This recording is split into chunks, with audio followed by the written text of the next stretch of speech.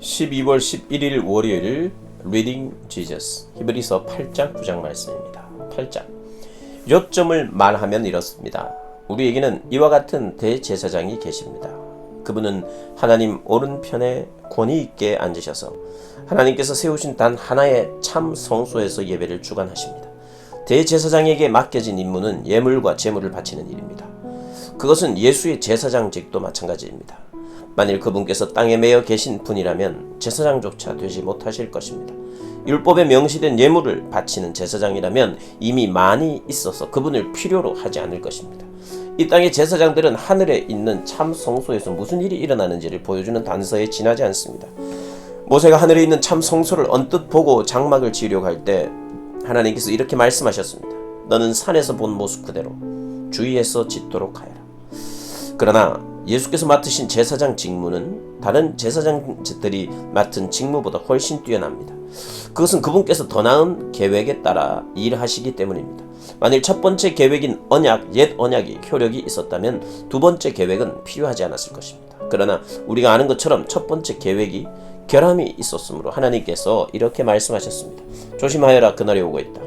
그날에 내가 이스라엘과 유다를 위한 새 계획을 세울 것이다. 내가 그 조상들의 손을 잡고 이집트에서 인도해 나올 때 그들과 세웠던 옛 계획은 내버릴 것이다. 그들이 계약을 지키지 않아 내가 그들에게서 고개를 돌려버렸다. 내가 이스라엘과 세우려는 새 계획은 종이에 쓸 수도 없고 돌에 새길 수도 없는 것이다. 이번에는 내가 그 계획을 그들 속에 써주고 그들 마음에 새겨줄 것이다. 나는 그들의 하나님이 되고 그들은 내 백성이 될 것이다. 나를 알기 위해 학교에 다니거나 하나님에 관한 5가지 쉬운 가르침 같은 책을 사보지 않을 것이다. 작은 자나 큰 자나 낮은 자나 높은 자나 모두가 나를 직접 알게 될 것이다. 그들의 죄가 영원토록 깨끗이 씻겨지고 너그럽게 용서받음으로 나를 알게 될 것이다. 하나님께서는 자기와 자기 백성 사이에 새 계획, 새 언약을 세우심으로 옛 계획을 폐기 처분하셨습니다. 이제 옛 계획에는 먼지만 쌓이고 있습니다. 9장 첫 번째 계획에는 예배를 위한 지침과 특별히 고안된 예배 장소가 있었습니다. 바깥을 두르는 큰 장막을 세우고 그 안에 등잔대와 상과 하나님께 드리는 빵을 두었는데 이곳을 성소라고 했습니다. 그런 다음 휘장을 치고 그 뒤에 작은 내부 장막을 세웠는데 이곳을 지성소라고 했습니다. 거기에는 금으로 만든 분향제단과 금을 입힌 언약궤가 놓여 있었고 언약궤 안에는 만나를 담은 금 항아리와 아론의 쌍난 지팡이와 언약의 2 돌판이 있었고 천사가 날개로 덮는 모양의 속죄소가 언약궤를 덮고 있었습니다. 하지만 지금은 이것들에 대해 이야기할 시간이 없습니다. 이런 것이 갖춰진 뒤에 제사장들이 큰 장막에 들어가 직무를 수행했습니다. 작은 내부 장막에는 대제사장만이 1년에 한 번 들어가서 자기 죄와 백성의 누적된 죄를 위해 피를 제물로 드렸습니다. 이것은 큰 장막이 서 있는 동안에는 백성이 하나님께로 걸어갈 수 없음을 성령께서 시각적 비유로 보여주신 것입니다. 이 제도 아래서 드려진 예물과 제물은 예식과 행위의 문제에 해당할 뿐 문제의 핵심에는 다가가지 못합니다. 백성의 양심을 만족시켜주지 못합니다. 본질적으로 이 제도는 철저히 재정비될 때까지 한시적으로 차용된 제도일 뿐입니다.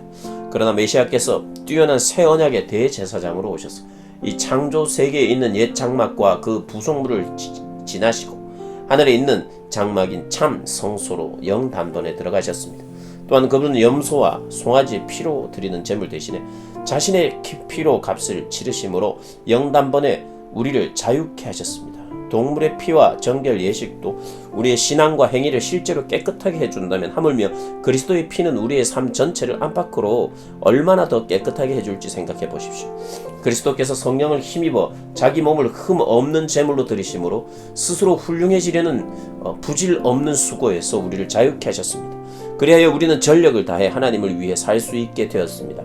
유언은 사람이 죽어야 그 효력이 발생합니다. 새 언약도 예수께서 죽으심으로 효력이 발생했습니다. 그분의 죽으심은 옛 계획에서 새 계획으로 바뀌었음을 나타내는 표지입니다.